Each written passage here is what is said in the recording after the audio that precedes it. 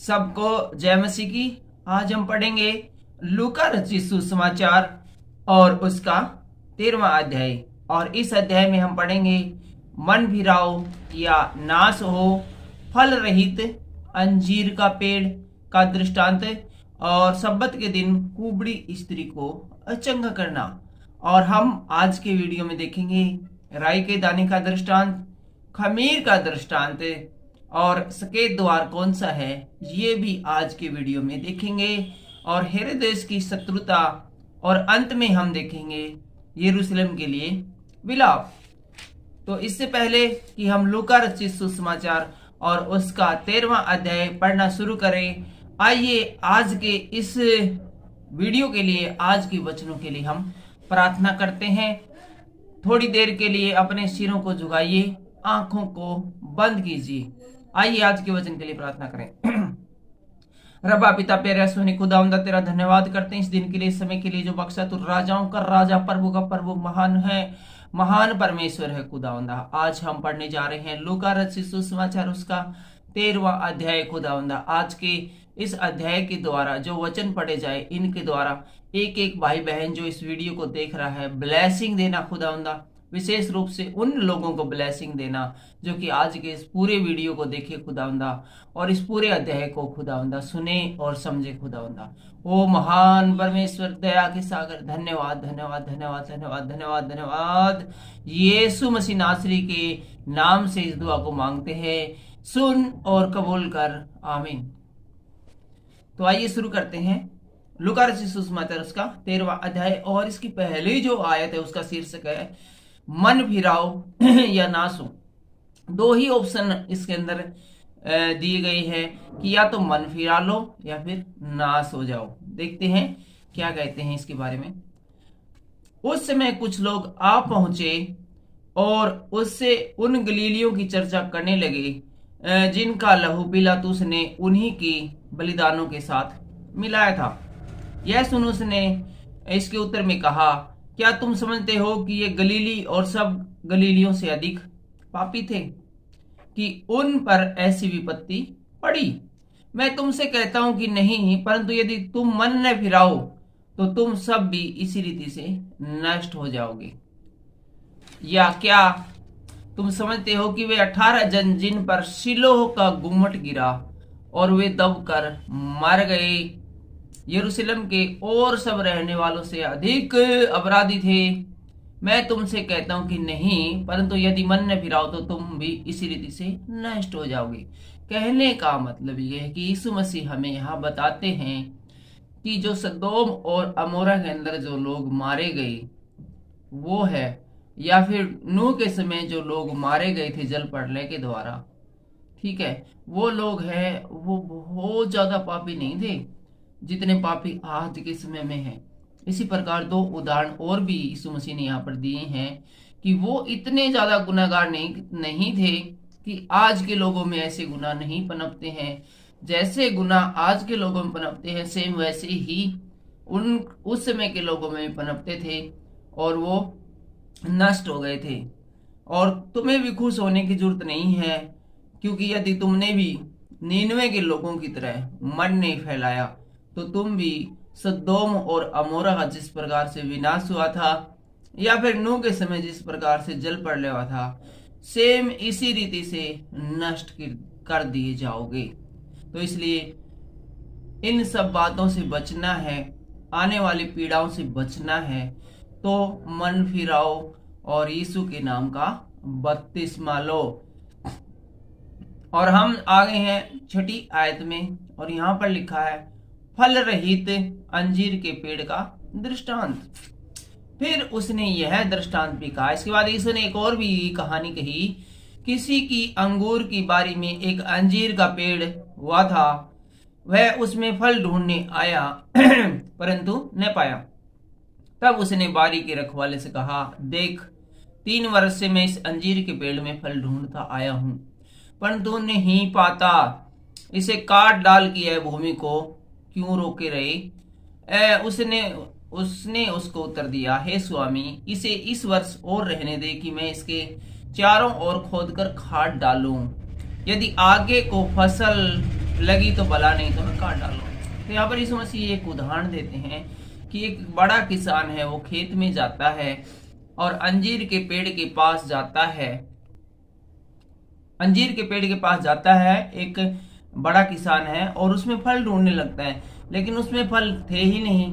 तो वो अपने नौकर को बुलाकर कहता है कि यार 3 साल से ये पेड़ खड़ा हुआ है और हम इसकी सेवा कर रहे हैं, पानी डाल रहे हैं और इसमें फल लग ही नहीं रहे हैं। ऐसा कर तो इसको काट के ना और एक कानी नक्की कर, इसमें फल तो लग नहीं रहे हैं।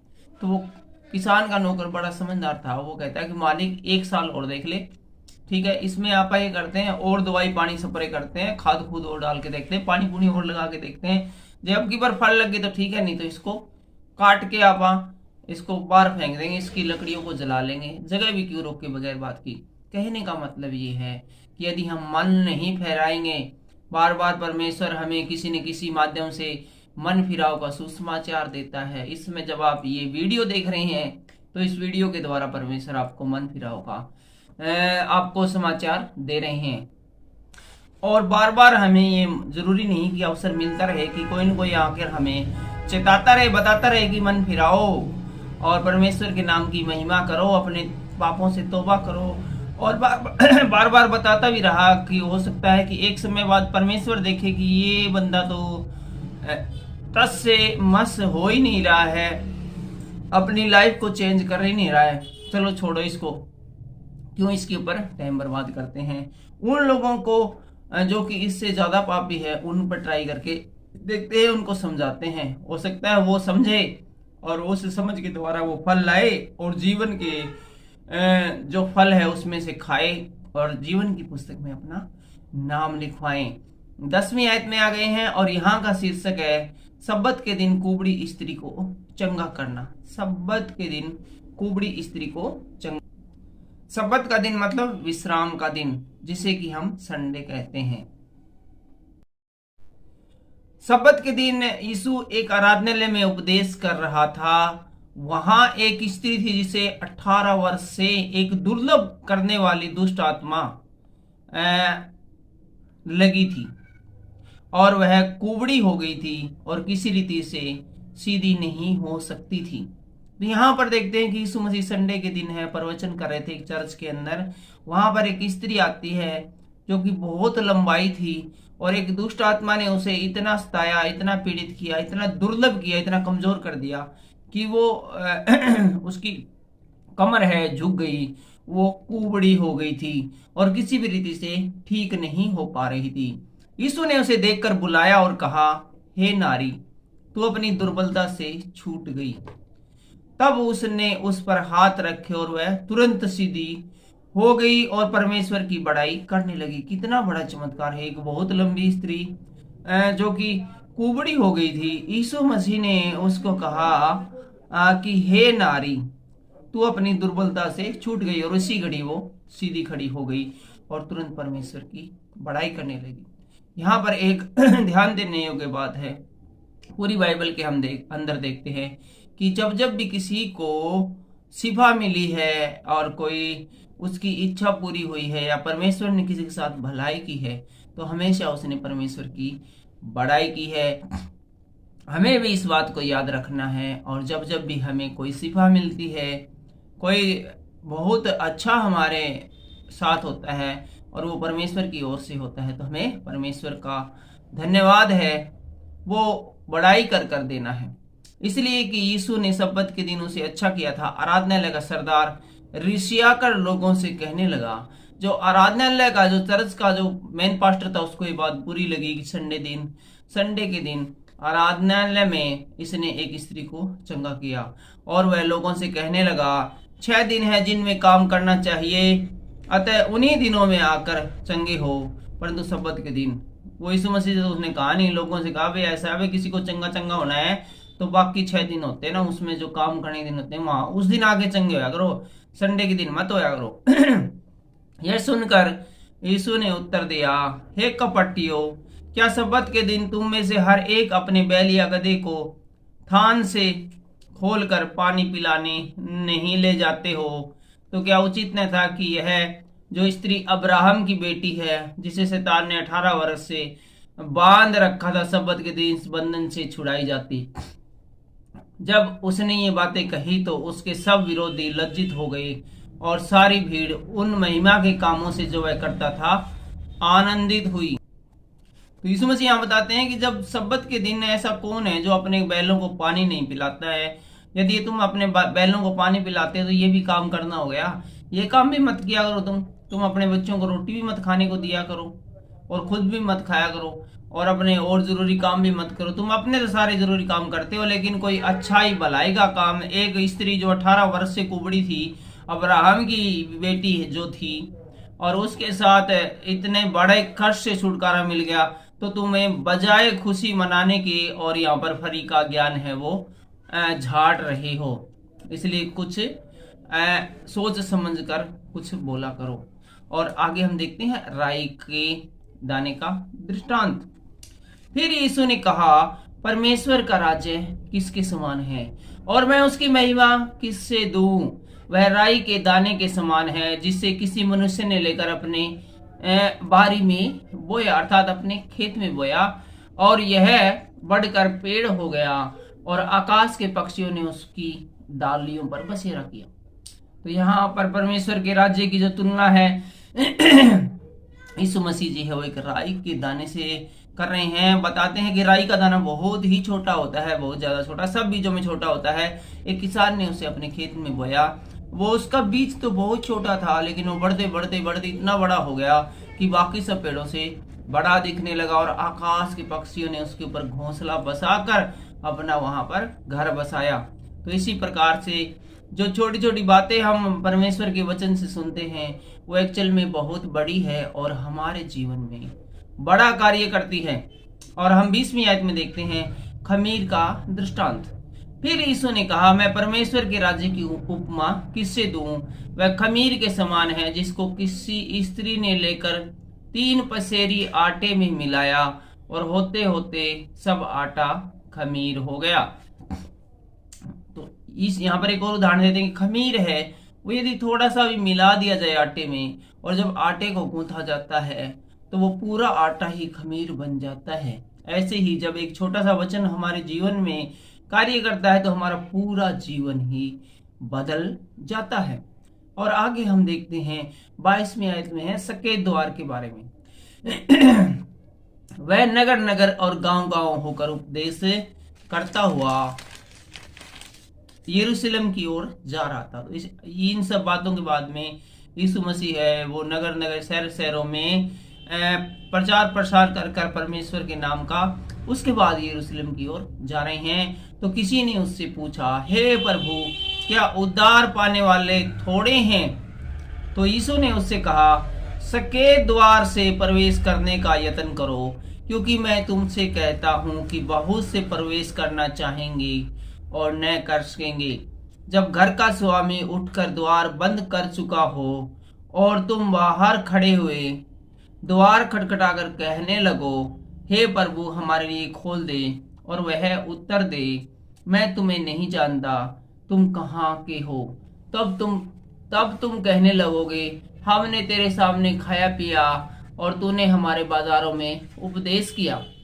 परंतु वह कहेगा, मैं तुमसे कहता हूँ, मैं नहीं जानता तुम कहाँ से हो। हे कुकर्म करने वालों, तुम सब मुझसे दूर हो। वहां रोना और पीसना होगा। और जब तुम अब्राहम और इसहाक और याकूब की सब भविष्यवक्ताओं को परमेश्वर के राज्य में बैठे और अपने आप को बाहर निकाले हुए देखोगे, और पूरा और पश्चिम और उत्तर और दक्षिण से लोग आकर परमेश्वर के राज्य के भोज में भागी होंगे। और देखो, कुछ पिछले हैं जो पहले होंगे और जो कुछ जो पहले हैं वो पिछले होंगे। तो यहाँ पर इस समस्या हमें बताते हैं कि परमेश्वर के राज्य में वही लोग प्रवेश करेंगे जो कि अपने मन फिराव के द्वारा यीशु के नाम का बपतिस्मा लोगे। और यदि तुम ऐसे ही लेट करते रहे और तुमने अपना मन नहीं फिराया, तो एक दिन वो समय आएगा जब न्याय का दिन आएगा और तुम है अपने मन फिराव के लिए परमेश्वर के पास जाओगे, किसी पास्टर के पास जाओगे, पास्टर जी मुझे बपतिस्मा दो, लेकिन पास्टर जी है वो मना कर चुका होगा। क्योंकि आपने देखा होगा सिनेमा हॉल के अंदर जब सभी सीटें भर जाती है तो हाउसफुल का बोर्ड लग जाता है। ट्रेन के अंदर जब सभी टिकटें बिक जाती हैं तो फिर वहां पर भी हाउसफुल का जो बोर्ड है वो लग जाता है। इसी प्रकार से एक लिमिटेड लोग है वो परमेश्वर के राज्य के अंदर जो चुने गए हैं उनके प्रवेश करने के बाद है बड़ी भीड़ और बहुत सारे लोग चाहेंगे कि वे अपने मन फिराव के द्वारा परमेश्वर के राज्य में प्रवेश करें, लेकिन उन्हें ऐसा अवसर फिर दोबारा नहीं दिया जाएगा। और हम आ गए हैं 31वीं आयत में और यहाँ पर देखते हैं हेरोदेस की शत्रुता। उसी घड़ी कुछ फरीसियों ने आकर उससे कहा, यहाँ से निकलकर चला जा, क्योंकि हेरोदेस तुझे मार डालना चाहता है। तो कुछ लोग यीशु मसीह को आकर बताते हैं कि यीशु मसीह जी यहाँ से तुरंत निकल ले और चला जा, क्योंकि राजा हेरोदेस तुझे मारना चाहता है। यीशु ने उससे कहा, जाकर उस लोमड़ी से कह दो कि देख, मैं आज और कल दुष्ट आत्माओं को निकालता और बीमारों को चंगा करता हूँ और तीसरे दिन अपना कार्य पूरा करूंगा। तो भी मुझे आज और कल और परसों चलना अवश्य है, क्योंकि हो नहीं सकता कि कोई भविष्यवक्ता यरूशलेम से बाहर मारा जाए। तो यीशु मसीह कहता है कि मैं किसी से डरने वाला नहीं हूँ, मुझे मारना चाहता कि नहीं मारना चाहता, मैं यहीं पर हूँ और परमेश्वर के का जो कार्य है उसको निरंतर करता रहूंगा, लेकिन किसी से डर कर नहीं जा रहा, मैं तेरे राजा से डर कर नहीं जा रहा। और मुझे जरूर है कि मैं वहां जाऊं, क्योंकि मुझे वहीं पर जाकर है वो जरूरी है कि वहीं के लोग मुझे घात करें और मार डाले, क्योंकि ये हो नहीं सकता कि यरूशलेम है उससे बाहर कोई भविष्यवक्ता मारा जाए। कहने का मतलब है कि कोई भी भविष्यवक्ता वो अपने नगर को छोड़कर, अपने शहर को छोड़कर, कोई भी कलाकार है वो अपने नगर और अपने सिटी को छोड़कर है, हर कहीं है वो सम्मान पाता है और वहाँ के लोकल लोग उसे कुछ भी नहीं समझते हैं, तुच्छ समझते हैं, यहाँ तक कि मार डालने के योग्य समझते हैं। और हम आ गए हैं इस अध्याय के अंतिम पड़ाव पर और यहाँ है यरूशलेम के लिए विलाप। 34वीं आयत में देखते हैं, हे यरूशलेम, हे यरूशलेम, तू जो भविष्यवक्ताओं को मार डालता है और जो तेरे पास भेजे गए हैं उन पर पथराव करता है, कितनी ही बार मैंने ये चाहा कि जैसे मुर्गी अपने बच्चों को अपने पंखों के नीचे इकट्ठा करती है, वैसे ही मैं भी तेरे बालकों को इकट्ठा करूं, पर तूने ये न चाहा। देखो, तुम्हारा घर तुम्हारे लिए उजाड़ छोड़ा जाता है और मैं तुमसे कहता हूं, जब तक तुम न कहोगे धन्य है वह जो प्रभु के नाम से आता है, तब तक तुम मुझे फिर कभी न देखोगे। तो यहाँ पर यरूशलेम के लिए अपनी चिंता प्रकट करते हुए वहां के लोगों को बताता है कि आने वाले समय में तुम मुझे ढूंढोगे मगर नहीं पाओगे।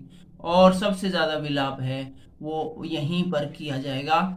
आज के अध्याय में, आज के इस वीडियो में बस इतना ही। अगले वीडियो में हम पढ़ेंगे लूका रचित सुसमाचार उसका 14वां अध्याय और 14वें अध्याय में हम देखेंगे फरीसी के घर यीशु, नम्रता और आतिथ्य सत्कार, बड़े भोज का दृष्टांत और चेला बनने का मूल्य भी हम अगले अध्याय में देखेंगे और स्वादहीन नमक के बारे में देखेंगे। फिलहाल के लिए इतना ही। आज के वचनों के द्वारा परमेश्वर आपको बहुत से आशीष और बरकत दे। वीडियो अच्छा लगा हो तो आप वीडियो को लाइक कर सकते हैं और बाकी लोगों तक भी परमेश्वर का वचन पहुंचाना चाहते हो तो आप शेयर भी कर सकते हैं। जय मसीह की जय।